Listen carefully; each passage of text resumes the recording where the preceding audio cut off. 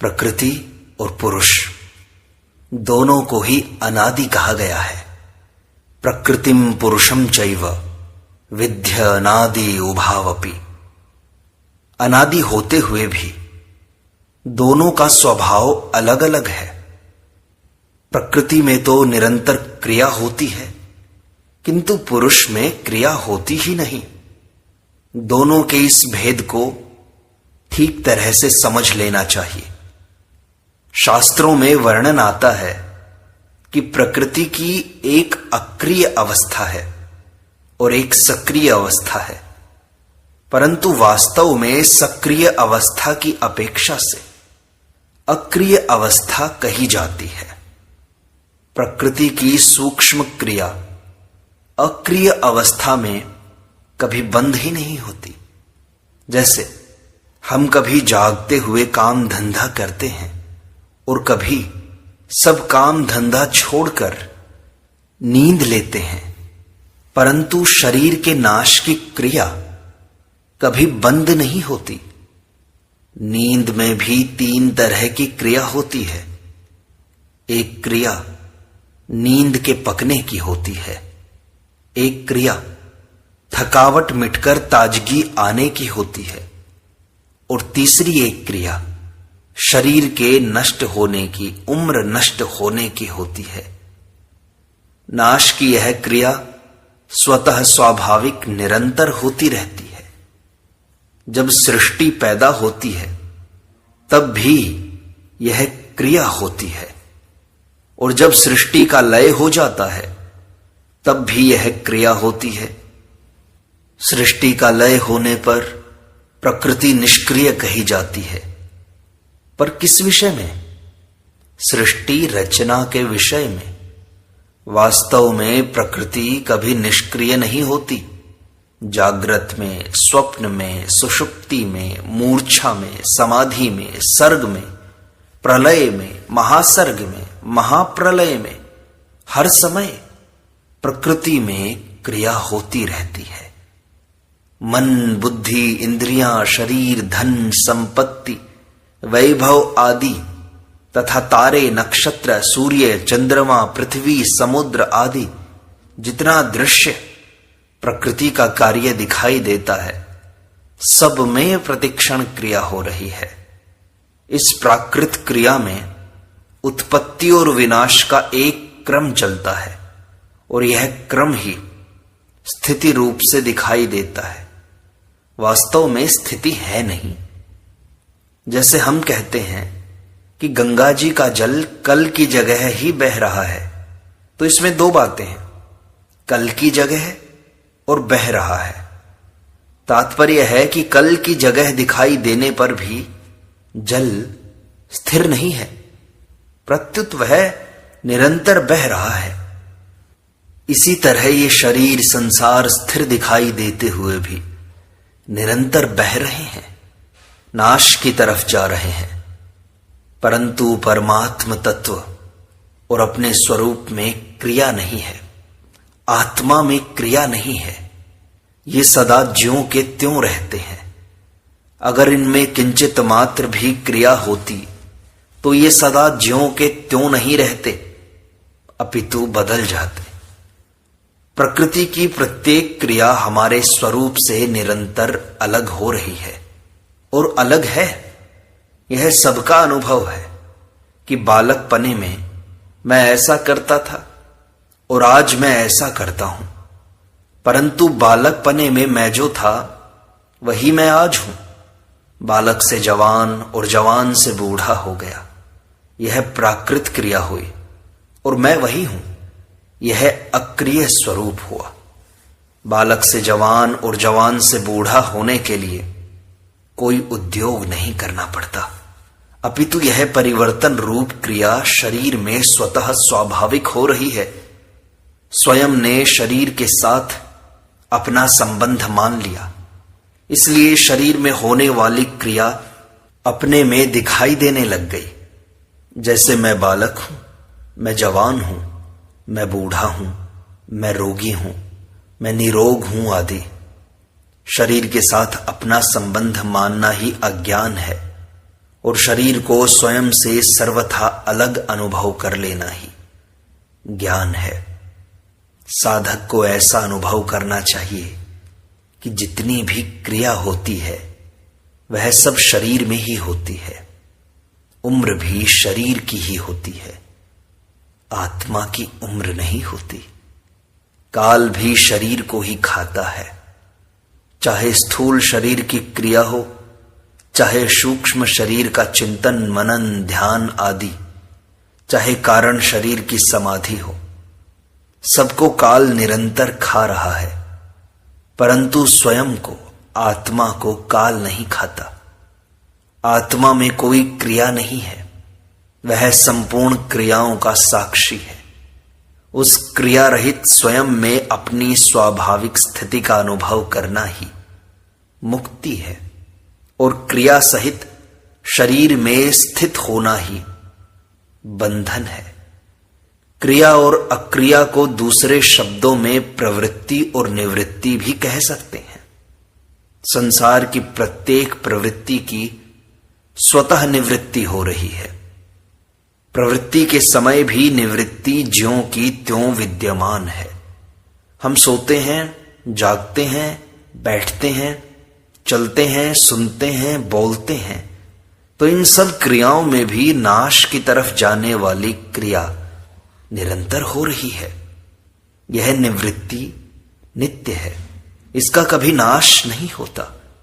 इस नित्य निवृत्ति को ही गीता ने गुणा गुणेषु वर्तन्ते इत्यादि पदों से कहा है। हम पदार्थों की प्राप्ति के लिए प्रवृत्ति करते हैं, पर वास्तव में प्राप्ति होती नहीं है, अपितु निवृत्ति ही होती है। जैसे धन प्राप्त हो गया तो वास्तव में धन की निवृत्ति ही हुई है। किसी आदमी को 50 वर्ष धनी रहना है और 1 वर्ष बीत गया तो अब वह 50 वर्ष धनी नहीं रहेगा, उसकी 1 वर्ष की धनवत्ता निवृत्त हो गई। इस तरह क्रिया मात्र निरंतर हमारे से निवृत्त हो रही है, अर्थात अलग हो रही है, परंतु संयोग की रुचि के कारण हमें निवृत्ति में भी प्रवृत्ति दिखाई देती है।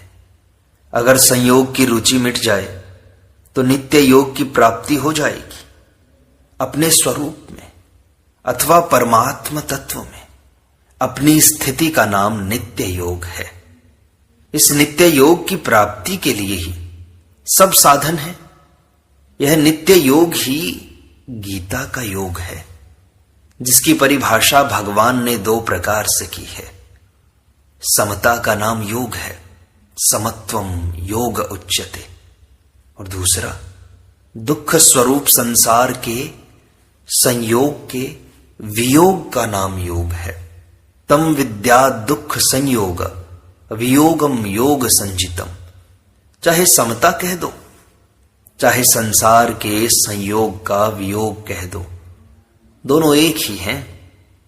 तात्पर्य है कि समता में स्थिति होने पर संसार के संयोग का वियोग हो जाएगा, और संसार के संयोग का वियोग होने पर समता में स्थिति हो जाएगी। दोनों में से कोई एक होने पर भी नित्य योग की प्राप्ति हो जाएगी। इसी को शास्त्रों में मूला विद्या सहित जगत की निवृत्ति और परमानंद की प्राप्ति कहा गया है। गीता ने मूला विद्या सहित जगत की निवृत्ति को कहा है तम विद्या दुख संयोग वियोगम योग संजितम, और परमानंद की प्राप्ति को कहा है समत्वम योग उच्यते। मूला विद्या सहित जगत की निवृत्ति का नाम भी योग है और परमानंद की प्राप्ति का नाम भी योग है। इस योग की प्राप्ति में संयोग की रुचि और क्रिया की रुचि ही खास बाधक है। पदार्थ अच्छे लगते हैं, करना अच्छा लगता है, यही खास बाधा है। पदार्थ और क्रिया प्रकृति का स्वरूप है। अगर पदार्थों और क्रियाओं का आकर्षण न रहे तो अपने अक्रिय स्वरूप का स्वतः अनुभव हो जाएगा। मूल पदार्थों में संयोग की रुचि ही बाधक है, क्योंकि संयोग की रुचि होने से ही क्रिया की रुचि होती है। क्रिया की रुचि से कर्तृत्व अभिमान आता है और कर्तृत्व अभिमान से देह अभिमान दृढ़ होता है। अगर संयोग की रुचि न रहे तो क्रिया की रुचि नहीं होगी, क्योंकि किसी न किसी प्रयोजन की सिद्धि के लिए ही क्रिया की जाती है। संयोग की रुचि कैसे नष्ट हो, इसके 3 उपाय हैं: कर्मयोग, ज्ञान योग और भक्ति योग। कर्मयोग में जो भी क्रिया करें दूसरों के हित के लिए ही करें, अपने लिए नहीं। स्थूल, सूक्ष्म और कारण शरीर की सब क्रियाएं दूसरों के हित के लिए करने से अपने में क्रिया और पदार्थ की रुचि नष्ट हो जाएगी। ज्ञान योग में सब क्रियाएं प्रकृति और उसके कार्य में हो रही हैं, अपने स्वरूप में कोई क्रिया नहीं हो रही है। इस विवेक को महत्व दें तो यह रुचि नष्ट हो जाएगी। देखो, एक क्रिया होती है, एक कर्म होता है और एक कर्म योग होता है। शरीर बालक से जवान और जवान से बूढ़ा होता है, यह क्रिया है। क्रिया से न पाप होता है, न पुण्य होता है, न बंधन होता है, न मुक्ति होती है। जैसे गंगा जी का बहना क्रिया है, अतः कोई डूबकर मर जाए अथवा खेती आदि कोई परोपकार हो जाए तो गंगा जी को पाप पुण्य नहीं लगता। जब मनुष्य क्रिया से संबंध जोड़कर कर्ता बन जाता है तब वह क्रिया फलजनक कर्म बन जाती है और कर्म से बंधन होता है। कर्म बंधन से छूटने के लिए जब मनुष्य निस्वार्थ भाव से केवल दूसरों के हित के लिए ही कर्म करता है तब वह कर्मयोग हो जाता है। कर्मयोग से बंधन मिटता है और मुक्ति होती है। भक्ति योग में सभी क्रियाएं भगवान की प्रसन्नता के लिए ही करें तो यह रुचि नष्ट हो जाएगी। इस तरह क्रियाओं को चाहे संसार के लिए करो, चाहे प्रकृति के लिए ही मान लो, चाहे भगवान के लिए करो, क्रियाओं के साथ अपना कोई संबंध मत मानो, क्योंकि संबंध मानने से ही अपने में कर्तृत्व और भोक्तृत्व आता है। क्रियाओं के साथ अपना संबंध न मानने से करने और पाने की रुचि मिट जाएगी और नित्य योग की प्राप्ति हो जाएगी। हमारे को भोग मिल जाएं, पदार्थ मिल जाएं, रुपए मिल जाएं, इस तरह संयोग की रुचि तो रहती है पर संयोग नहीं रहता। संसार का नित्य वियोग हो रहा है, ये कारण है इसमें। जिसका नित्य वियोग है उसका संयोग कैसे रहेगा? संसार मात्र का निरंतर अपने स्वरूप से स्वतः वियोग हो रहा है। पहले भी वियोग था, बाद में भी वियोग रहेगा और वर्तमान में संयोग के समय भी निरंतर वियोग हो रहा है। तात्पर्य है कि संसार का वियोग ही सत्य है।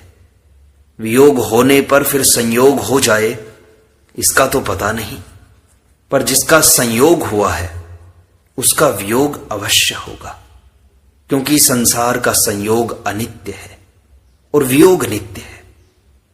संसार के संयोग में दुख ही दुख है, इसलिए भगवान ने संसार को दुख रूप कहा है। दुख संयोग वियोगम योग संजितम दुखालयम। कारण कि प्रत्येक संयोग का वियोग होता ही है और वियोग में दुख होता है, यह सबका अनुभव है। अगर हम संयोग की इच्छा छोड़ दें तो उसका वियोग होने से दुख नहीं होगा। संयोग की इच्छा ही दुखों का घर है। संयोग की इच्छा क्यों होती है? कि हम संयोग जन्य सुख भोगते हैं तो अंतःकरण में उसके संस्कार पड़ जाते हैं, जिसको वासना कहते हैं।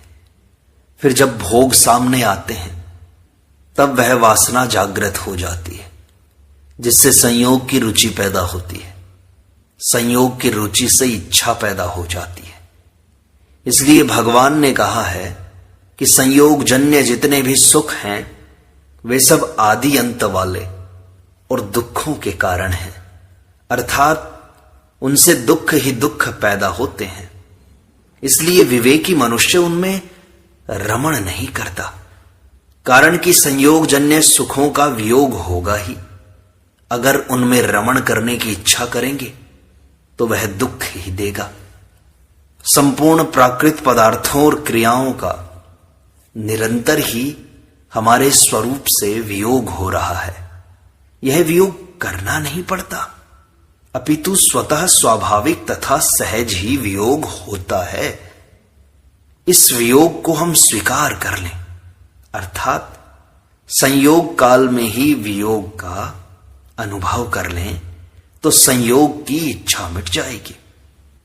संयोग की इच्छा मिटते ही योग की प्राप्ति स्वतः हो जाएगी। उसकी प्राप्ति के लिए कुछ करना नहीं पड़ेगा, कारण कि वास्तव में योग स्वतः स्वाभाविक प्राप्त है।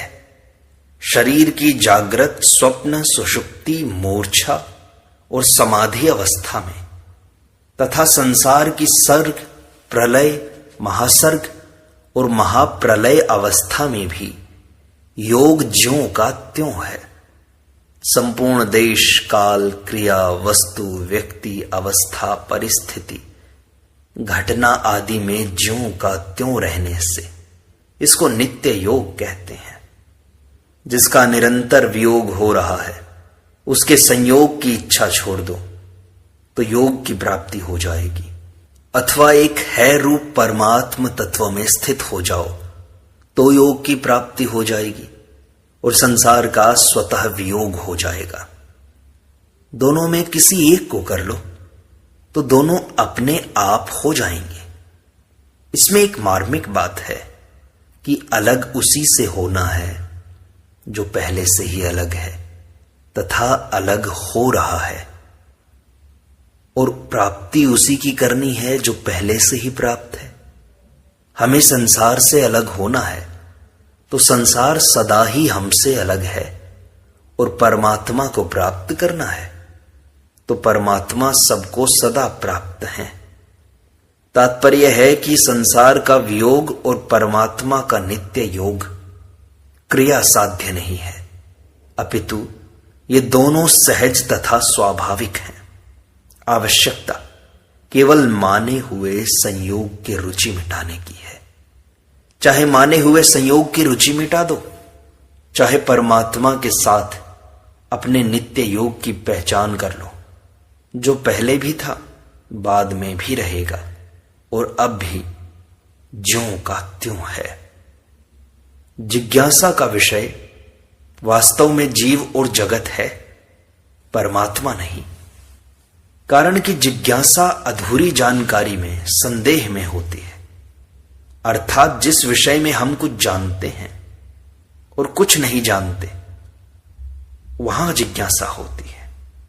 अतः जिस विषय को किंचित मात्र भी नहीं जानते उसमें जिज्ञासा नहीं होती, और जिस विषय को पूरी तरह जानते हैं उसमें भी जिज्ञासा नहीं होती, क्योंकि उसका अनुभव नहीं होता। परमात्मा के विषय में हम बिल्कुल नहीं जानते, अतः परमात्मा के विषय में हम बिल्कुल विचार नहीं कर सकते। परमात्मा जिज्ञासा या विचार का विषय नहीं है, अपितु मान्यता का विषय है। जीव और संसार को हम पूरी तरह नहीं जानते। जैसे मैं हूं और संसार है, यह तो जानते हैं, पर मैं क्या हूं और संसार क्या है, यह तत्व से नहीं जानते। अतः जीव और संसार जिज्ञासा के विषय हैं। यद्यपि शास्त्रों में परमात्मा को भी जिज्ञासा का विषय माना गया है। जगत जीव परात्मनाम, तथापि यह जिज्ञासा का विषय उन्हीं के लिए है जो वेद आदि शास्त्रों पर और भक्तों पर श्रद्धा विश्वास रखते हैं। वेद आदि शास्त्रों में और संत वाणी में परमात्मा का वर्णन किया गया है, अतः उस वर्णन को लेकर उनमें परमात्मा की जिज्ञासा होती है। तात्पर्य है कि परमात्मा की जिज्ञासा उनमें होती है जो शास्त्र और संतों को मानते हैं। अर्थात शास्त्र में लिखा है, भक्तों से सुना है, पर अनुभव नहीं है, इसको लेकर जिज्ञासा होती है। जो वेद आदि शास्त्रों को और भक्तों को नहीं मानते, उनमें परमात्मा की जिज्ञासा नहीं होती, परंतु जीव और जगत की जिज्ञासा आस्तिक नास्तिक सभी में हो सकती है। क्योंकि मैं हूं और जगत है, इसका अनुभव सबको होता है। परमात्मा का ऐसा अनुभव न होने से परमात्मा उनकी मान्यता का विषय होता है। अर्थात या तो वे परमात्मा को मानते हैं या नहीं मानते। इसीलिए आस्तिक और नास्तिक दोनों दर्शन पाए जाते हैं। जिज्ञासु में मैं जिज्ञासु हूं ऐसा अहम अर्थात व्यक्तित्व रहता है। जब तक अहम रहता है तब तक वह बातें तो सीख लेता है, पर उसको बोध नहीं होता। परंतु सच्ची जिज्ञासा रहने से उसमें एक व्याकुलता पैदा होती है कि मैंने इतना जान लिया, पर मेरे में कोई फर्क नहीं पड़ा, कोई विलक्षणता नहीं आई। राग द्वेष हर्ष शोक वही होते हैं, अनुकूलता प्रतिकूलता का वही असर पड़ता है। ऐसी व्याकुलता होने पर वह अहम से सर्वथा विमुख हो जाता है। अहम से सर्वथा विमुख होने पर जिज्ञासु नहीं रहता, अपितु शुद्ध जिज्ञासा रह जाती है और वह जिज्ञासा ज्ञान में परिणत हो जाती है। ज्ञान होने पर अहम अर्थात प्रकृति तथा प्रकृति के कार्य का सर्वथा अभाव हो जाता है और चेतन स्वरूप ज्यों का त्यों रह जाता है, अर्थात प्राप्त हो जाता है। यहां यह जान लेना आवश्यक है कि ज्ञान जड़ का ही होता है, चेतन का नहीं। कारण कि चेतन तो ज्ञान स्वरूप ही है। अंतःकरण में जड़ का महत्व होने से ही उसका अनुभव नहीं होता था। उसका अनुभव होने पर अनुभव मात्र रह जाता है, अनुभव करने वाला नहीं रहता। ज्ञान मात्र रह जाता है, ज्ञानी नहीं रहता।